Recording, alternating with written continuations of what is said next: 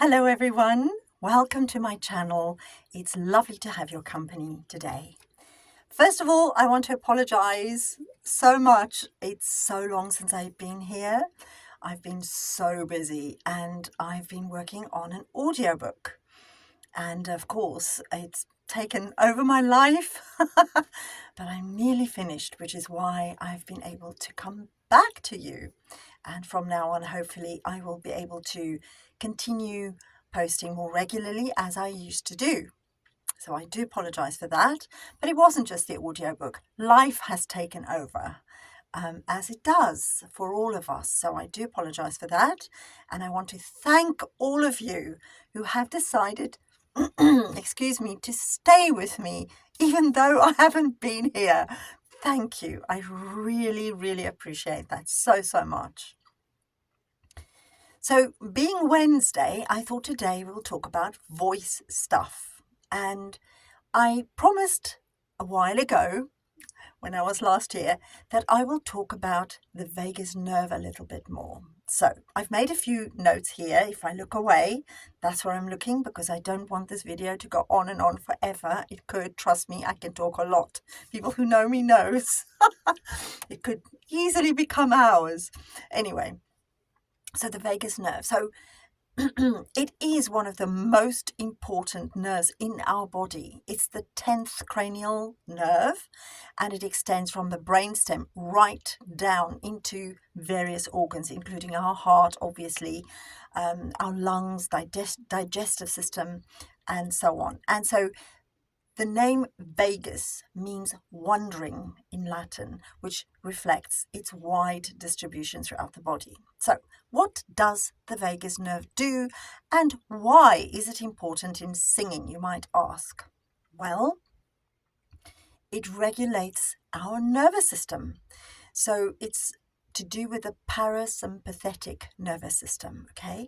So, it helps to slow down the heart, stimulate digestion, and control other unconscious bodily functions. So it controls muscle movements, for example, in the throat and the vocal folds.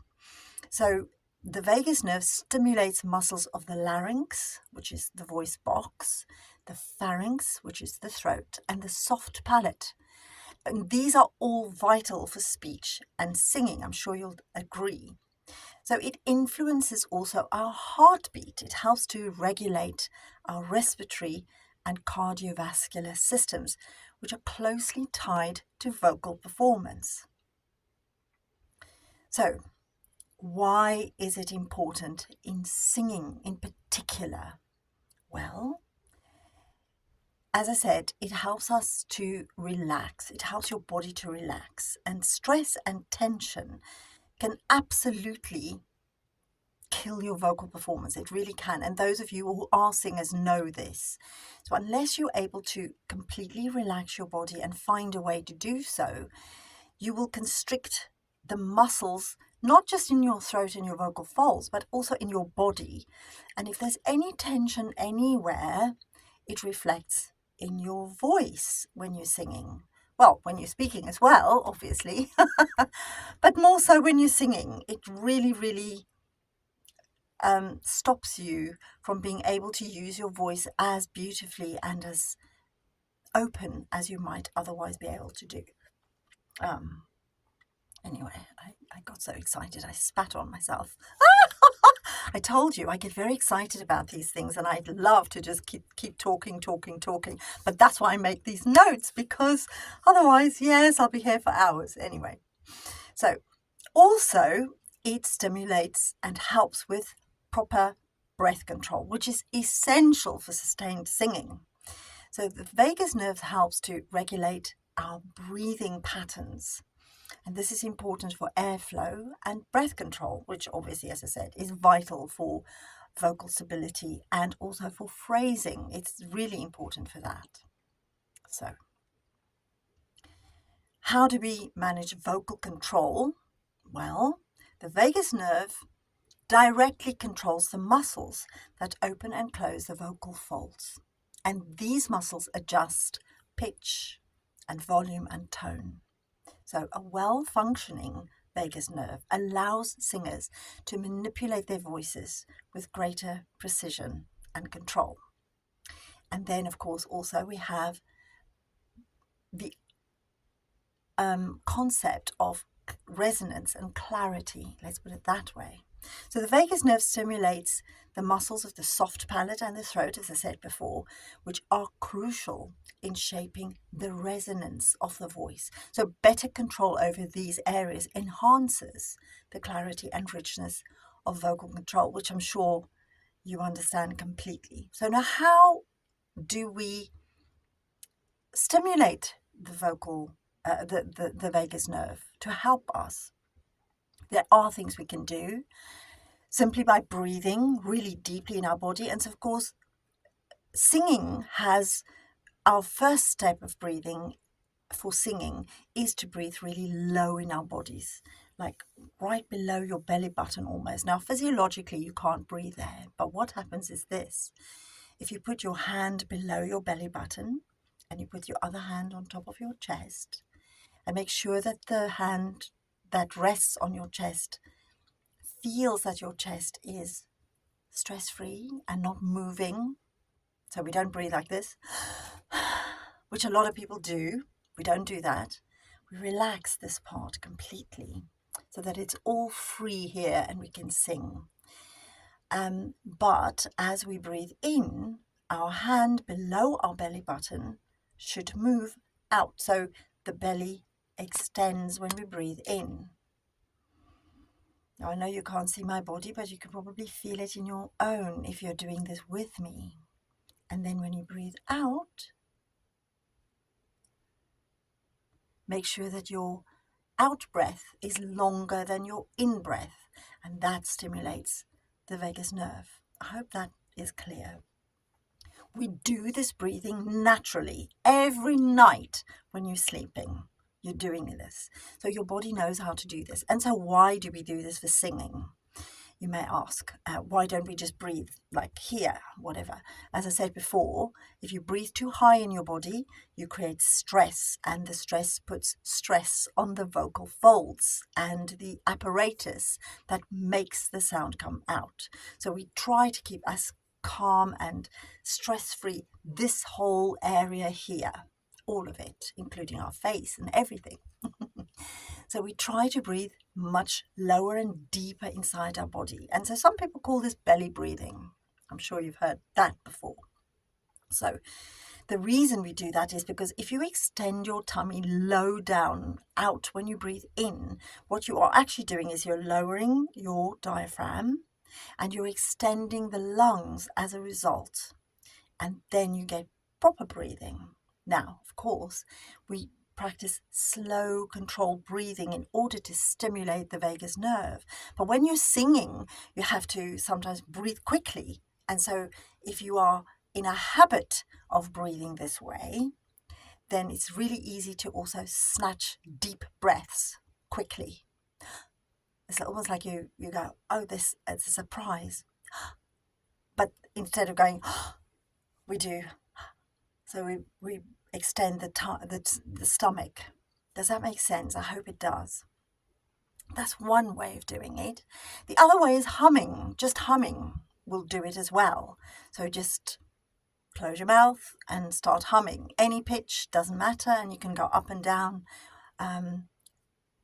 in your key and your pitch, what feels comfortable to you. But that humming sound also stimulates the vagus nerve, for sure. And then there's another way you can do.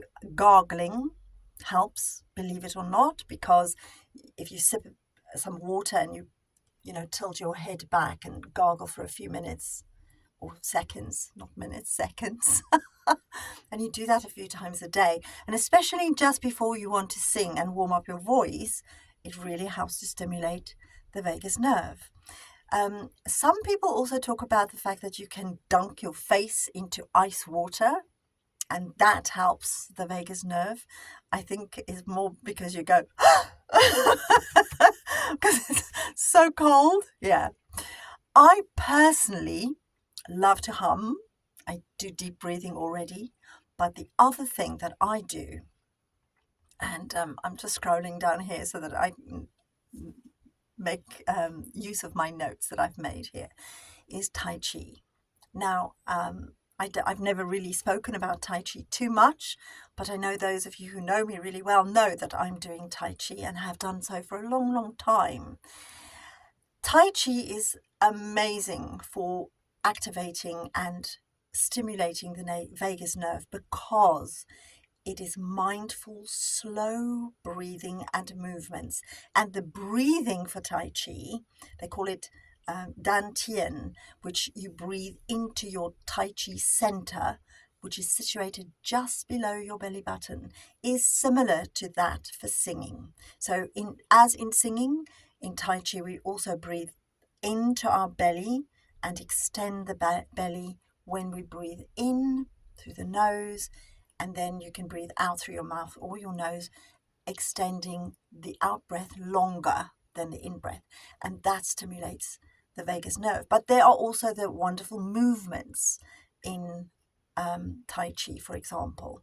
So one of the ones that we use in the class, and I don't know if any of the people who are in any of the classes will watch these videos, but is the cloud hands. So it's this one. Now I do the cloud hands very slowly and gently here, but this is not quite how it looks. And then you turn your body, and just that small movement with breathing in stimulates the vagus nerve. There are many others that we use to do it, and it is fantastic. Not only does it sort of balance both sides of your brain, it helps your vagus nerve, it stimulates that, it helps your breathing. And often when we finish Tai Chi and I then sing, oh my word, my voice just flies out of my mouth. I'm like, wow, I didn't even really warm up that much. So it is extraordinary. I highly recommend that you have a look at this. Even if you don't want to do Tai Chi, I think yoga does it as well, and Pilates. I've tried those. I prefer the Tai Chi because, as I said, it's extremely slow movements, very focused on specific pressure points in your hands and all kinds of places, which I won't go into now. But it is extremely good for stimulating the vagus nerve, which in turn helps you with fantastic ways of using your voice in singing. So I can't recommend trying this out for yourself highly enough. I hope that you do. If you have any questions, let me know. If you want to support me more, you can also join me on Patreon. Now, there are paid for tiers there, but there are also free tiers, which you can access easily on my Patreon. I'll put the link below here. And then you will find where I'm actually uploading regularly every month. And I do things on singing, and I use Adam Lambert's voice to look at how he sings songs and makes them his own. And also there's bits about me personally that I don't share anywhere else on social media. So people who follow me there get to know me a bit better. And I also talk about my books in a different way than I do here. Now, I haven't done so yet because this whole year has been taken up in audio work for other people. But I am going to be writing very soon the first book in the Tempest series. Now, you might wonder, what is Tempest? Tempest is the play that I created alongside Dr. Philippa Semper and Elizabeth Dockrell-Tyler for the West End. And there were 9 actors in it, and it was fantastic. And that is where I also met my friend Stephen, who very tragically died just I think a year later or something like that. And we did amazing work together, not just in Tempest, but in other things as well. And it really derailed me, but it allowed me to start writing properly and publishing books. Because I'd been writing for years, I just never published anything. So The Healing Touch is the story when Stephen died. But yeah, so I will be writing the first book. Now, I have already started writing bits of it, and I've shared bits of it as well already on Patreon with my Patreons there. And so thank you guys for supporting me. And so if you want to do that as well, please feel free to do so. It's free. There is a free tier, completely free. And of course, if you are watching this video and you've not subscribed to my channel, that's free too. I will never charge you for anything on my channel at all. So it's free. Just click the button and click the like button if you liked the video, because it all helps with the algorithms and it helps to support my channel. And I really, really, really appreciate that, because as I said, I disappeared for months doing all the audio work. But I'm back now, and hopefully I will begin to upload again regularly as I used to do. So until next time, and also if you have any questions, do let me know. I will answer them. So until next time. Mwah.